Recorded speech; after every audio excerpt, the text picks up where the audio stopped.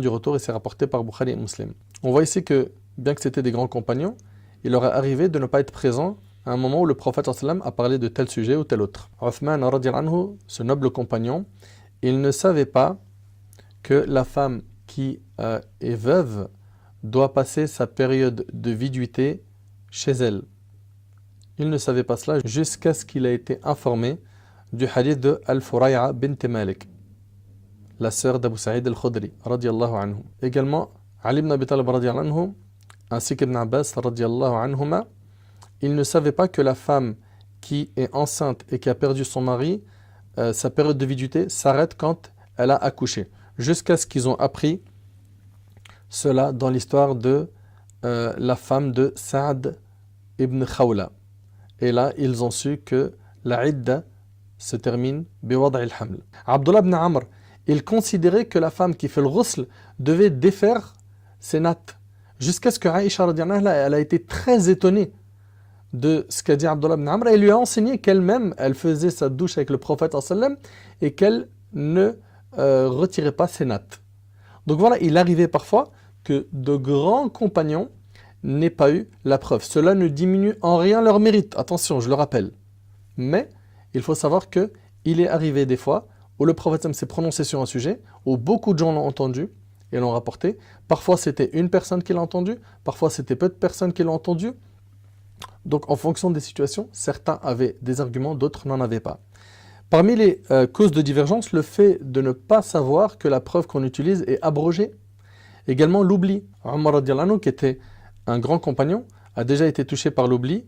Il oublia le hadith du tayammum que Ammar l'avait rappelé. Les savants, et ça c'est depuis les premiers temps, ils ont divergé également sur la compréhension d'une preuve, que ce soit du Coran ou de la Sunna, comme par exemple le mot Qur' dans le Coran. On verra que l'imam Shafi'i et l'imam Malik considèrent que c'est la période de pureté, et chez l'imam Abu Hanifa et Ahmad, ils considèrent que c'est l'opposé, c'est la période de menstru. Subhanallah. Ce même mot, dans la langue arabe, il a les deux sens, opposés. Et donc ça va être une parmi les causes de divergence. Abdullah ibn Umar, il rapporte que le prophète sallam, il s'en est retourné de l'expédition des Ahzab, des coalisés. Et puis Jibril alayhi salam est venu et lui a commandé de mener une expédition contre les Bani Quraïda, la dernière tribu juive de Médine à avoir trahi son engagement. Le prophète sallam a invité ses compagnons à se préparer et leur a dit qu'aucun de vous ne prie la prière du Asr à moins d'être arrivé chez les Bani Quraïda. Le Asr entre en chemin et là les compagnons ils vont diverger. Il y a un groupe qui va prier à l'heure tout de suite et un groupe qui va également prier à l'heure mais en retardant le Asr parce qu'eux ils ont compris qu'il fallait prier l'Asr quand on arrive chez Bani Quraïda. Quand on va faire un retour au prophète sallam de ce qui s'est passé, il ne blâmera ni le premier groupe ni le deuxième. C'est Rasulullah sallam, il donne ici un enseignement qui est clair et avec cet enseignement qui est clair, il y a eu une divergence sur la compréhension de ce texte. Subhanallah, vous savez, le prophète sallam une fois il a dit à Sulayk al-Ghatafani, le hadith il est dans les recueils authentiques, quand il est rentré alors que le prophète il faisait la khutbah de Jumu'ah, le prophète il lui a dit est-ce que tu as prié 2 rak'at? Il lui a dit non, il lui a dit lève-toi, fais 2 rak'at et écourte-les, c'est-à-dire ne prolonge pas le temps de ces 2 rak'at. Ici l'imam Shafi'i et l'imam Ahmad disent que quand on rentre pendant la Jumu'ah et que l'imam il est en train de faire la khutbah, on fait 2 rak'at puis on s'assoit. L'imam Malik et l'imam Abu Hanifa ils disent non, on ne les fait pas. Mais le hadith il est clair. Eh bien, ils vont dire premièrement que le prophète il a vu une personne enjamber les gens dans la mosquée, il va lui dire Ijlis faqad adayt, assieds-toi, tu as fait du tort. Il ne lui a pas dit n'enjambe pas les gens et fais 2 rak'at puis assieds-toi. Non, le prophète alayhi salatu wassalam ici, il lui a dit assieds-toi, tu as fait du tort. Et pour le hadith de Sulayk qu'on vient de citer, l'imam Malik rahimahullah, il dit que ça s'est passé à plusieurs reprises dans plusieurs Jumu'ah en se basant sur un texte authentique où le prophète il a vu en fait ce compagnon qui était habillé avec des vêtements qui montraient une certaine pauvreté. Et le prophète a voulu attirer l'attention des compagnons qui étaient ici présents. Donc il a demandé à cet homme de faire 2 rak'at. Pourquoi? Pour que les compagnons voient son état et qu'ils lui fassent des aumônes par la suite. Pareil pour le ghusl de l'Jumu'ah. Le prophète il dit ghusl al-Jumu'ah wajib ala kulli muhtalim. Le ghusl, le jour du vendredi, est obligatoire pour toute personne pubère. Mais les 4 écoles, ils ne prennent pas en compte l'obligation et ils disent que c'est très recommandé et pas obligatoire. Mais comment alors que le terme obligatoire est cité? Ils disent parce qu'on a un autre texte qui prend l'obligation et qui l'amène vers le sens de très recommandé. C'est celui où le prophète sallallahu alayhi wa sallam a dit celui qui a fait les ablutions le jour du vendredi c'est une bonne chose et celui qui a fait le ghusl alors c'est meilleur. Donc on voit ici que la compréhension des textes c'est aujourd'hui la vraie chose qui nous manque mais qui nous manque réellement. Abu Huraira radiyallahu anhu, il voyait que celui qui se levait en état d'impureté majeure ne pouvait pas jeûner jusqu'à ce qu'il ait été informé par une des épouses du prophète sallallahu alayhi wa sallam du contraire et une fois qu'il a été informé il est revenu sur sa parole. Uthman ibn Mas'ud radiyallahu anhu, ils ont divergé fil hajj. Uthman radiyallahu anhu, il a prié pendant les jours du pèlerinage par 2 unités de prière au lieu de 4. Et ce, tout le long du premier moitié de son califat. Pour le reste du califat, il avait achevé 4 unités à Mina. Et on s'est référé alors à Ibn Mas'ud, qui est un grand compagnon, pour s'enquérir sur la question. On l'a dit, regarde Uthman radiyallahu anhu, c'est le calife des musulmans, regarde ce qu'il fait. Et Ibn Mas'ud a dit, il n'y a de force ni de puissance qu'en Allah, la hawla wa la quwwata illa billah. Il a dit, inna lillahi wa inna ilayhi raji'un. Il n'a pas agréé ce que Uthman a fait, mais regardez bien. Cependant, il a quand même prié derrière Uthman radiyallahu anhu. Il fit comme lui 4 rak'at, bien qu'il n'était pas d'accord. Et lorsqu'on l'a interrogé, pourquoi est-ce que tu as prié derrière lui malgré ton désaccord? Il a dit, j'espère que 2 de ces rak'at seront acceptés, car la divergence est certain mal. Ici, il dit la divergence est certain mal dans le sens où le fait de se diviser avec son frère. Et non pas que la divergence de manière générale est un mal, car j'ai une vidéo dessus sur le respect de la divergence où j'évoque les paroles de savants qui disent que la divergence est une rahma. Concernant la mécréance de celui qui ne prie pas, l'imam Ahmad dit qu'il est kafir. Vous connaissez le hadith qui stipule que celui qui abandonne la prière a mécru. Mais une question, est-ce qu'il s'agit d'une grande mécréance ou une petite? Les 3 autres écoles, à part l'imam Ahmad, ils disent que c'est une petite mécréance et qu'il y a plein de textes qui relatent le mot kufr sans que ce soit une grande mécréance, comme Sibab al-Muslim fusuq wa qitaluhu kufr. Insulter un musulman, c'est une perversion et le combattre est une mécréance. Et les savants ils disent que c'est une mécréance mineure. Le prophète sallallahu alayhi wa sallam il dit que celui qui a juré par autre qu'Allah a mécru ou a fait du shirk. D'accord? Faqad ashrak ou kafar. C'est la petite mécréance. Et il s'agit ici du petit shirk. Donc on voit qu'ils vont diverger sur la compréhension des textes. Ils vont diverger sur énormément de sujets et avec tout cela, il y a toujours eu du respect entre eux. Et c'est pour cela, Ahbab el-Karam, je vais terminer par ayez de bons soupçons avec vos frères même si vous n'êtes pas d'accord avec eux. Allah tabaraka wa ta'ala il nous a dit Ya ayyuhalladhina amanu ijtanibu kathiran min adh-dhann inna ba'da adh-dhanni ithm. Ô vous qui avez cru, évitez de trop conjecturer sur autrui car une partie des conjectures est péché. De même, le prophète alayhi salatu wassalam a dit méfiez-vous du soupçon car la parole basée sur le soupçon est la parole la plus mensongère. Ne pense que du bien de tes frères et de tes sœurs en Allah subhanahu wa ta'ala. L'imam al-Qurtubi rahimahullah dans son livre Al-Jami' li ahkam al-Qur'an al-Karim il a dit dhannu as-su' liman dhahiruhu as-salah yahrum fi dinillah. Penser du mal d'une personne dont l'apparence est pieuse est interdit dans la religion d'Allah. Mes frères ainsi que vous mes sœurs, même si vous divergez avec vos frères sur des sujets où la divergence, je vous le dis et je le répète, elle est permise, ne vous tournez pas le dos. Ne vous tournez pas le dos, Allah yajazikum khair. Ici Ibn Taymiyyah rahimahullah dans le volume 24 il dit amma al-ikhtilaf fi al-ahkam فأكثر من أن ينضبط ولو كان كلما اختلف مسلمان في شيء تهاجر لم يبق بين المسلمين عصمة ولا أخوة. Quant aux divergences concernant les règles, elles sont trop nombreuses. Et si à chaque fois que 2 musulmans divergent sur une chose, ils se tournaient le dos, il ne resterait plus entre les musulmans ni union ni fraternité. Je finis ce thème avec le comportement qu'il faut adopter, qui est maîtrise ta langue. Maîtrise ta langue et ne dis que du bien. Allah tabaraka wa ta'ala dit وَلَا تَقْفُ مَا لَيْسَ لَكَ بِهِ عِلْمٍ إِنَّ السَّمْعَ وَالْبَصَرَ وَالْفُؤَادَ كُلُّ أُولَئِكَ كَانَ عَنْهُ مَسْئُولًا. Et ne poursuis pas ce dont tu n'as aucune connaissance. L'ouïe, la vue et le cœur, sur tout cela en vérité tu seras interrogé. Le prophète sallallahu alayhi wa sallam a dit il arrive que l'homme prononce une parole provoquant la colère d'Allah sans lui prêter la moindre attention, dans le but de faire rire ses amis, et voilà qu'elle le fait plonger en enfer 70 années. Allahu Akbar. Et c'est rapporté ici par le Bazar. Une parole peut te faire plonger en enfer 70 ans. T'imagines un petit peu? Et selon Mu'adh radiyallahu anhu, le prophète sallam lui a dit mets un frein à celle-ci. Et il lui a parlé de la langue. D'après Abu Hurayra, le prophète sallam a dit celui qui croit en Allah et au jour dernier, qu'il dise une bonne chose ou qu'il garde le silence. Et c'est rapporté par l'imam al-Bukhari et Muslim. Sache mon frère que toi qui parles des gens, qui dénigrent les gens, tu risques beaucoup. Selon Abu Barz al-Aslami radiyallahu ta'ala anhu, le prophète sallallahu alayhi wa sallam a dit ô vous qui avez cru avec vos langues alors que la foi n'a pas encore pénétré votre cœur, ne médisez pas des musulmans et ne cherchez pas les défauts de vos frères, car quiconque cherche les défauts de son frère en islam, Allah cherchera les siens, et celui dont Allah cherche les défauts, il l'humiliera en mentionnant ses défauts, même s'il se trouve dans sa maison. C'est-à-dire, il sera humilié, même s'il se cache dans sa maison. Allahu Akbar.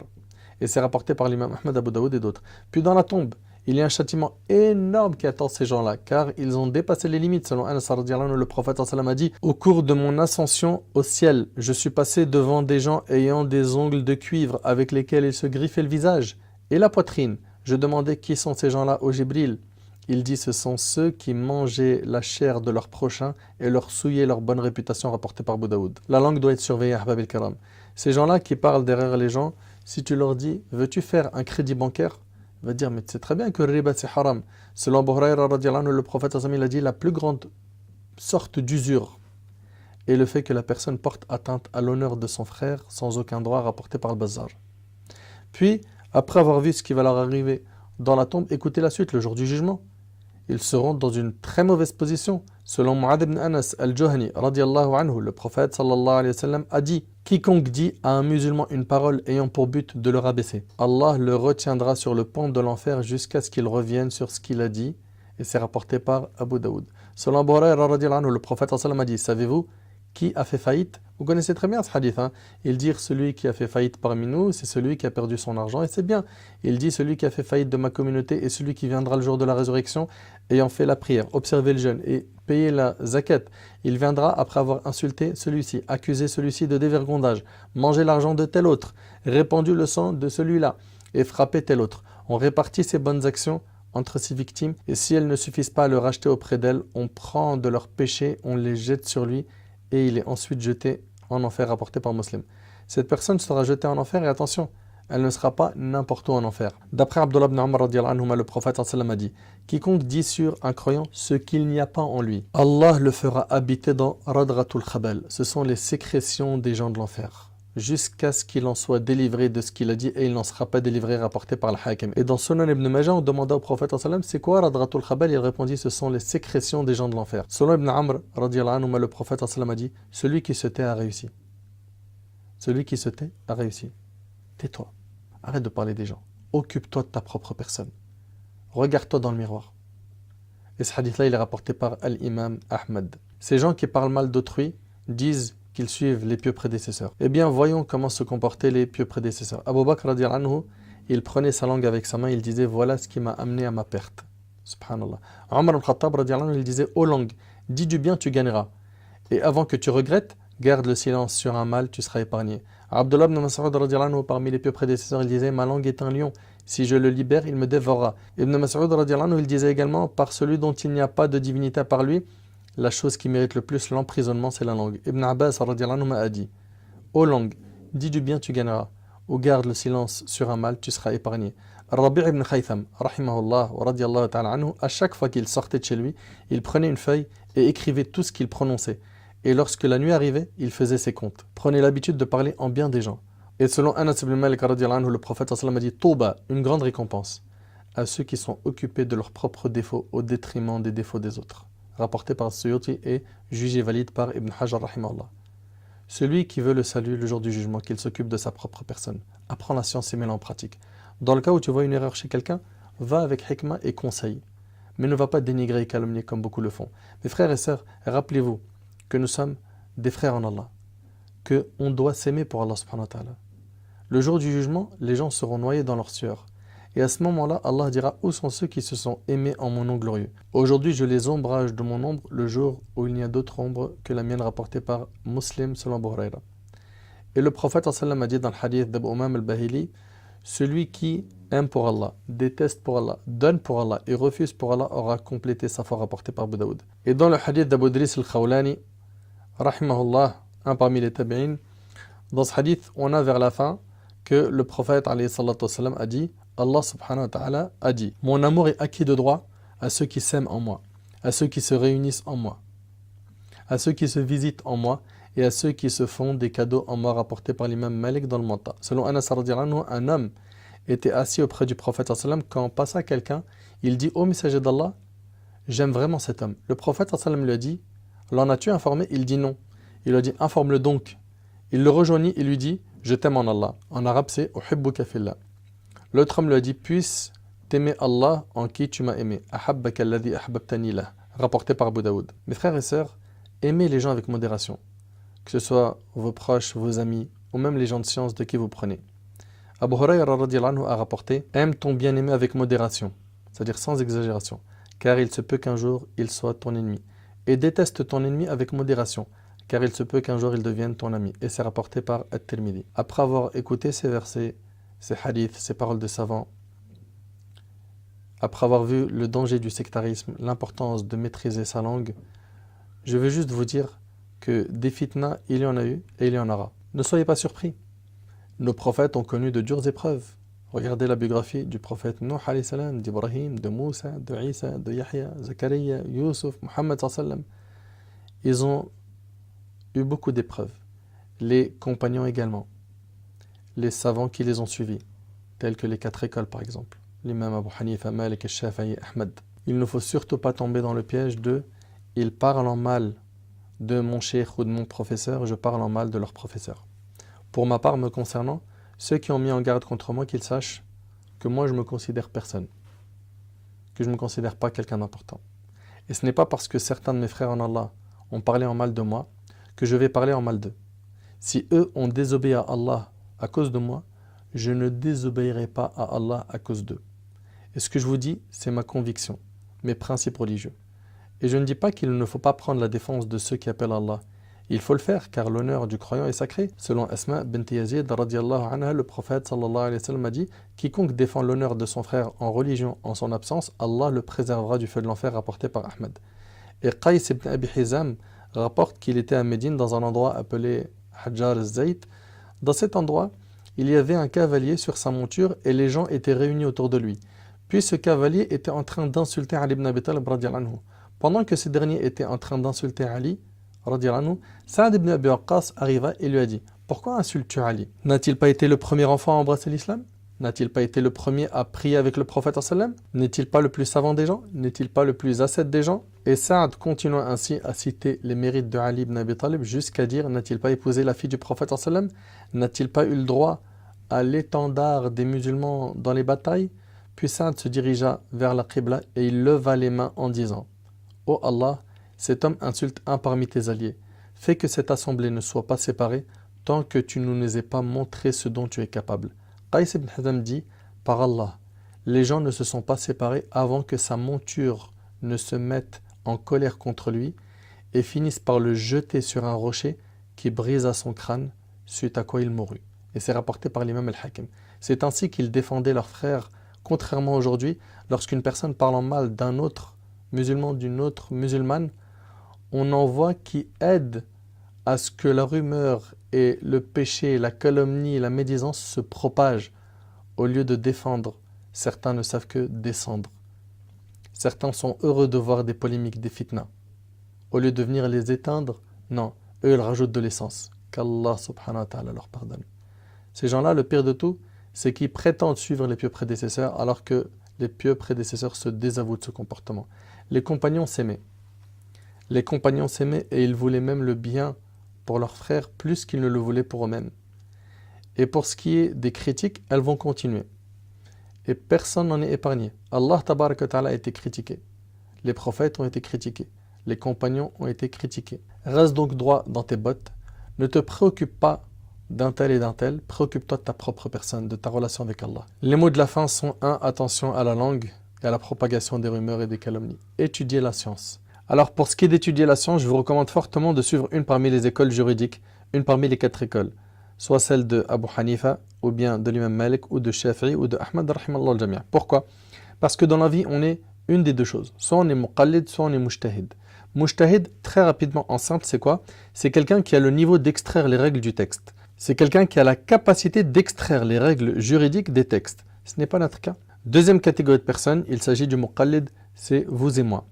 C'est celui qui n'a pas le niveau d'extraire les règles du texte et qui va suivre justement un parmi les mujtahidines. Et ça a toujours été comme ça depuis les premiers temps. Les gens ont toujours suivi une parmi les 4 écoles. Et vous savez pourquoi une de ces 4 en particulier? Ces 4 se sont distingués.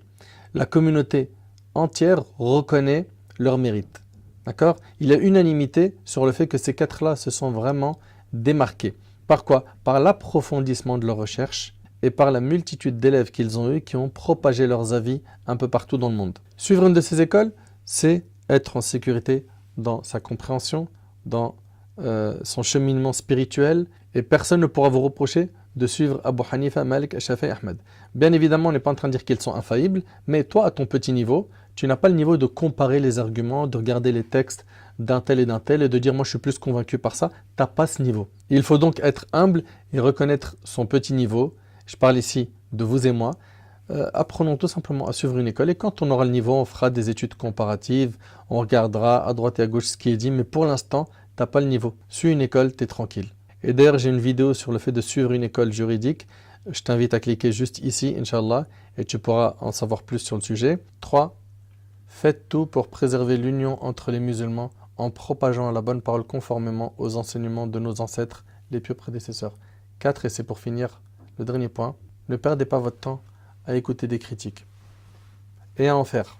Le temps est très précieux. Vous allez un jour quitter cette vie. Partez avec un maximum de bonnes actions et pas un maximum de calomnies sur vos comptes. Perdez pas votre temps. Voilà mes frères ainsi que vous mes sœurs, un résumé de ce qu'il y a à connaître sur le sujet des groupes, des divisions, des mises en garde. J'implore Allah subhanahu wa ta'ala d'unir nos rangs. J'implore Allah subhanahu wa ta'ala de faire de nous des clés pour le bien et des barrières contre le mal. J'implore Allah subhanahu wa ta'ala de nous préserver de l'égarement et de nous garder sur la voie